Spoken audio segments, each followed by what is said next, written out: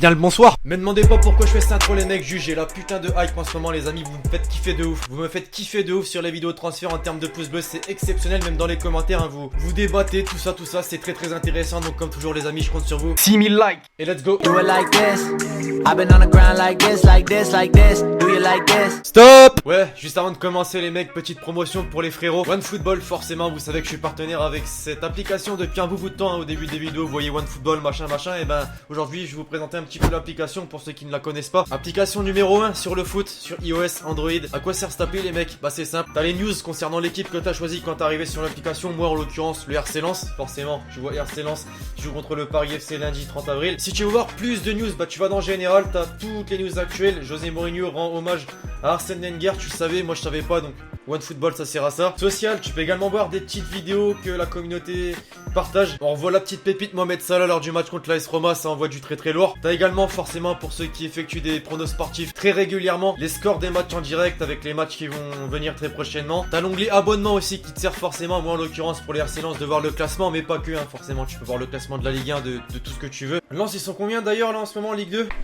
Il y a un truc que je kiffe aussi énormément les amis, c'est les statistiques que tu peux voir. Bon en l'occurrence là c'est les statistiques des joueurs en Ligue 2, on va plutôt aller voir les stats de par exemple Mohamed Salah. Ah ouais quand même, 31 buts, 9 passes décisives, 62% de tirs cadrés, 77% de passes réussies en première ligue bien évidemment. Mohamed Salah 2018 quoi. Bref, voilà l'équipe, c'est tout ce que j'avais à vous dire sur cette application. Vous la connaissez je pense pour la plupart d'entre vous, mais pour ceux qui ne connaissent pas, n'hésitez pas à aller la télécharger, lien en description. Application je me répète gratuite sur iOS et Android.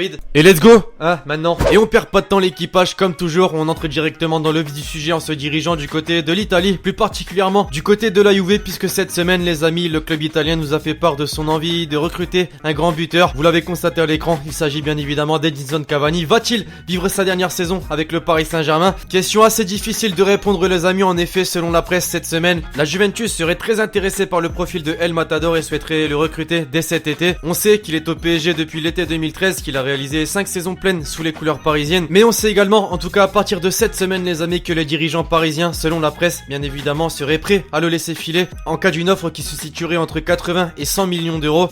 Alors les mecs, plus particulièrement les Parisiens, êtes-vous pour ou contre le départ d'Edinson Cavani? Je pense que non, hein, quand tu sais que c'est le meilleur buteur actuel de l'histoire du club de la capitale. Mais je pense aussi d'un autre côté que certains vont être pour ce transfert, étant donné que si le PSG parvient à le vendre justement pour une somme entre 80 et 100 millions d'euros, ça permettrait de rentrer dans les clous du fair play financier, puisque oui, il faut pas oublier ce souci que le club français se doit de régler avant le début du mercato estival. Vous me direz ce que vous pensez de tout ça en commentaire, mais décidément les mecs, les dirigeants de la Juve ont très mal digéré l'élimination en quart de finale de la Ligue des Champions contre le Real Madrid, puisque ça risque de bouger cet été après Edinson Cavani. C'est le nom de Zinedine Zidane qui a circulé dans la presse italienne. En effet, selon les médias Tuttosport les amis, le coach français du Real Madrid serait surveillé par les dirigeants turinois dans l'optique d'un remplacement de Massimiliano Allegri, l'entraîneur actuel du club italien. Alors vous y croyez vous ou pas les amis? Très franchement, vous me direz tout ça en commentaire. Moi pour vous donner mon point de vue, je pense que ça peut se faire, mais il va falloir attendre la fin du parcours du Real Madrid en Ligue des Champions, puisque si le Real la remporte encore une fois, là non, très clairement Zidane va fermer la porte à tous les clubs possibles. Mais si le Real par contre ne parvient pas à gagner la Ligue des Champions, je pense qu'il y a une petite chance les amis que le maestro fasse son petit retour du côté de la Juve. Ouais, pour ceux qui se souviennent, il avait pu jouer dans ce club en France. Maintenant les mecs, s'il y a bien un club qui fait l'objet de grosses rumeurs cette semaine, c'est comme toujours le Paris Saint-Germain bien évidemment. Andrés Iniesta va-t-il rejoindre son ancien coéquipier du Barça, Neymar, au Paris Saint-Germain? Les amis, c'est une question qui a fait pas mal débat, notamment dans la presse espagnole cette semaine, puisque depuis de nombreux mois, on l'annonçait du côté de la Chine, un dossier qui d'ailleurs était en très bonne voie, en tout cas selon le président du club Chomping Lifan, en Chine donc vous l'avez compris. Et si l'on en croit, tiens par ailleurs le média AS, le milieu de terrain du Barça qui dispose d'une offre de contrat de 37 millions d'euros bruts par an, tu peux comprendre qu'il soit intéressé par la Chine, bah dispose également d'une autre porte de sortie, le Paris Saint-Germain donc vous l'avez compris. Et le gros avantage qu'a le PSG les amis, bah c'est tout d'abord que contrairement au club chinois, bah ça joue la Ligue des Champions forcément, mais l'autre gros avantage à ne pas négliger, c'est que comme le club chinois, le Paris Saint-Germain a la même société en charge des droits d'image, la société D-Sport plus particulièrement. Ce serait donc deux gros avantages donc qui pourraient faire changer d'avis Andrés Iniesta et le pousser vers le PSG. Alors bien évidemment ce n'est qu'une rumeur, mais voilà, vous me direz ce que vous en pensez en commentaire. Êtes-vous pour ou contre, notamment les Parisiens? Bon c'est vrai qu'avec son âge il est difficile de se pencher vers l'avenir, mais bon faut pas oublier qu'Andrés Iniesta c'est un joueur exceptionnel même à son âge. Après avoir parlé d'Edinson Cavani, de Zinedine Zidane, d'Andrés Iniesta, on parle désormais de Diego Carlos.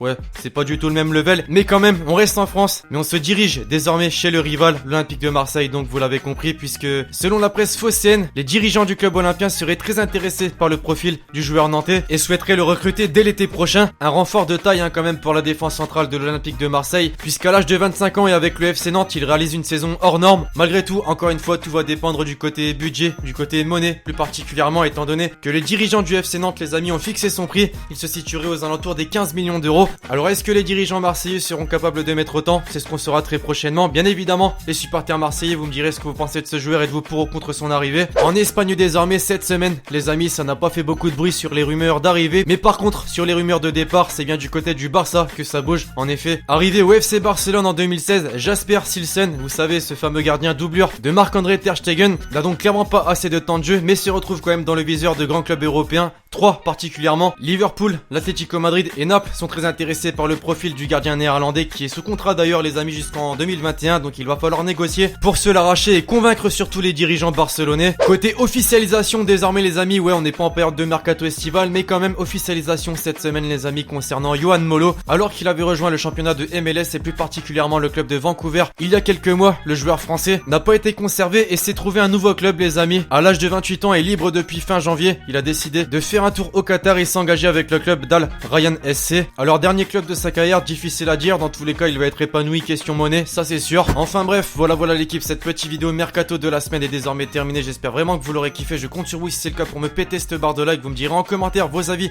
sur les différentes rumeurs et officialisations citées dans cette vidéo et donc d'ici là je vous dis à la prochaine pour une nouvelle vidéo, c'était Lexti, ciao ciao.